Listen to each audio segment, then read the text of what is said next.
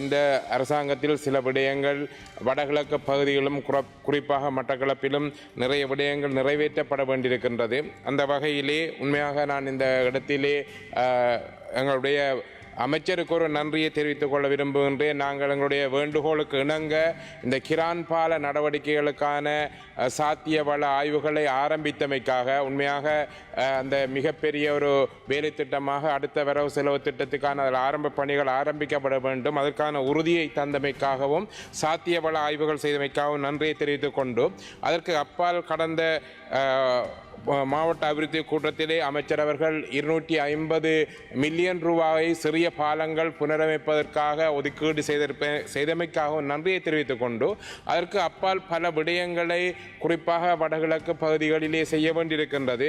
அந்த அடிப்படையிலே மட்டக்களப்பு மாவட்டம் யுத்தத்துக்கு பின்னராக பாரிய உள்கட்டுமானங்கள் பின்தங்கிய பகுதிகளில் குறிப்பாக மட்டக்களப்பு மாவட்டத்திலே மட்டக்களப்பு மேற்கு படுவாங்கரை என்று சொல்லப்படுகின்ற பகுதிகளிலே பல வசதிகள் இன்மையால் மக்கள் துன்பப்படுகின்ற நிலைமை இருக்கின்றது. அவற்றையும் இந்த குறைநிரப்பு பிரேரணையிலேயோ அடுத்த வரவு செலவு திட்டத்திலேயோ உள்வாங்கிக் கொள்வதன் மூலம் அந்த மக்களின் அடிப்படையான தேவைகளை நிறைவேற்றி தர வேண்டும் என்று கேட்டுக்கொள்கின்றேன். மிக முக்கியமாக ஒரு துறையாக பார்க்கின்ற பொழுது இந்த கடந்த வரவு செலவு திட்டத்திலே பல வசரிப்பு நிலையங்களை புதுப்பிப்பதற்கான செயற்திட்டம் செயற்படுத்தப்படுகின்ற பொழுதும் மட்டக்களப்பு மாவட்டத்திலே பல வசரிப்பு நிலையங்கள் இன்னும் மிக மோசமான நிலையில் இருக்கின்றன. அந்த திட்டத்திலும் மட்டக்களப்பு மாவட்டம் உள்வாங்கப்பட வேண்டும். குறிப்பாக வாழச்சேனை பஸ் டிப்போ நிலையம் மீள் புனருத்தானம் செய்யப்பட வேண்டிய தேவை இருக்கின்றது. அதற்கு அப்பால் ஏற்கனவே இணங்கப்பட்ட விதத்திலே வாகரை பகுதியிலே ஒரு சப் டிப்போ அமைப்பதாக அதுக்குரிய நடவடிக்கைகள் ஆரம்பிப்பதாக கூறிக்கொள்ளப்பட்ட போதிலும் அதற்காக போக்குவரத்து திணைக்களம் எந்த விதமான நடவடிக்கைகளும் இன்று வரை எடுத்திருக்கவில்லை. அது கேட்டபோது அது லாபம் இல்லாமல் தருவதாக கூறப்பட்டது. அதற்கு அப்பால் போயிறத போக்குவரத்தை எடுத்துக்கொண்ட பொழுது எங்களுக்கு அந்த நேர மாற்றம் பாரிய பிரச்சனையாக இருக்கின்றது. அதுவும் மாற்றி அமைத்து தருவதாக உறுதியளிக்கப்பட்டிருக்கின்றது. அது எந்த காலப்பகுதியில் மாற்றி அமைக்கப்படும் என்றும் தெரியவில்லை. அதற்கு அடுத்ததாக கிழக்கு பல்கலைக்கழகம் இருக்கின்ற பகுதியிலே ஒரு போயிறத சப்ஸ்டேஷன் ஒன்று அமைப்பதற்காக கடந்த அபிவிருத்தி குழு கூட்டத்திலே சொல்லப்பட்டாலும் அதற்குரிய நடவடிக்கைகளும் எடுக்கப்பட்டிருக்கவில்லை.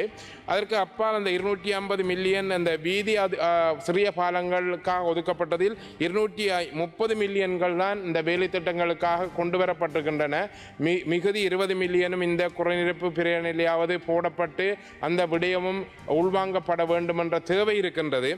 அதற்கு அப்பால் 2 பிரதேசங்களை எங்கள் படுவாங்கரையும் எழுவாங்கரையும் இணைக்கின்ற பிரம்படித்தீவு கிண்ணியடி பிரதேசத்தில் புதிதாக அந்த பெரி சர்வீஸ் ஆரம்பிக்கப்பட வேண்டும். அதே போல பழுகாமம் மற்றும் கழுதாவளை இணைத்தும் பெரி சேவை ஆரம்பிக்கப்பட வேண்டியிருக்கின்றது. இந்த விடயங்களை இவ்வாறு இதில் இணைத்து கொள்வதன் மூலம் அந்த பகுதிக்குரிய போக்குவரத்து வசதிகளை மேம்படுத்திக் கொள்ளக்கூடியதாக இருக்கும். அதற்கு அப்பால் கடந்த எங்களுடைய மாவட்ட அபிவிருத்தி கூட்டத்தில் இந்த கிரான் பாலம் சம்பந்தமான விடயங்கள் கதைக்கப்பட்ட பொழுது மிக தேவையாக இருக்கின்ற எங்களுடைய மண்டூர் குருமம்பள்ளி மற்றும் எங்களுடைய நாசிவன்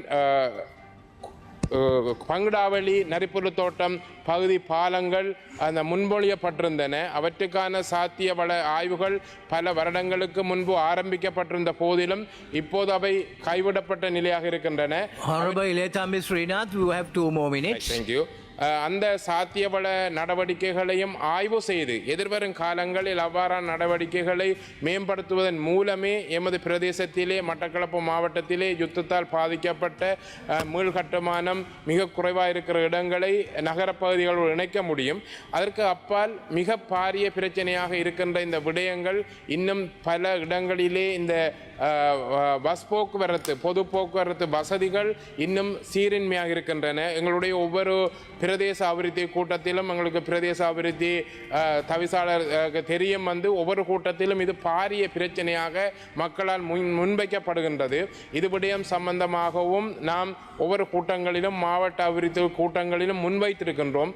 இவற்றை ஒரு சீராக முன்னெடுத்து எதிர்காலத்திலே அந்த அடிப்படையான விடயங்களை மக்களுக்கு கொடுப்பதன் மூலமே விடயமே மக்கள் ஒரு நம்பிக்கையான விடயத்தை பெற்றுக்கொள்ளக்கூடியதாக இருக்கும். மட்டக்களப்பு மாவட்டத்திலும் மக்கள் உங்களுடைய ஆட்சியிலே மிக நம்பிக்கை வைத்திருக்கின்றார்கள். உங்களுடைய இந்த போதைப் பொருளுக்கு எதிரான மற்றும் ஊழலுக்கு எதிரான நடவடிக்கைகளை உண்மையிலே நாங்களும் வரவேற்கின்றோம். ஆனால் அதேவேளை இந்த அபிவிருத்தி என்ற விடயத்திலே இலங்கையிலே செய்யப்படுகின்ற அதே விடயங்கள் எமது மாவட்ட மட்டத்திலும் அதற்கு மேலதிகமாக யுத்தத்தால் பாதிக்கப்பட்ட சமூகம் வாழ்கின்ற மக்கள் அங்கு கடந்த 30 வருட யுத்த காலத்திலும் பின்னரான காலப்பகுதியிலும் போதிய அளவு கட்டுமான வசதிகள் அல்லது உள்கட்டமைப்புகள் ஏற்படுத்தியிருக்கப்படவில்லை. அதை இந்த நெடுஞ்சாலைகள், சிவில் போக்குவரத்து அந்த அமைச்சினூடாக இந்த மீள்நிரப்பு பிரேரணை ஊடாகவும் எதிர்கால வரவு செலவு திட்டத்திலும் முன்னெடுக்க வேண்டும் என்று உங்களிடம் கேட்டுக்கொண்டு செய்த விடயங்களுக்காக நன்றியையும் கூறிக்கொண்டு மிக விரைவாக இந்த விடயங்களிலே உங்களோட கவனம் இருக்கும் என்று கூறிக்கொண்டு முடித்துக் கொள்கின்றேன். நன்றி.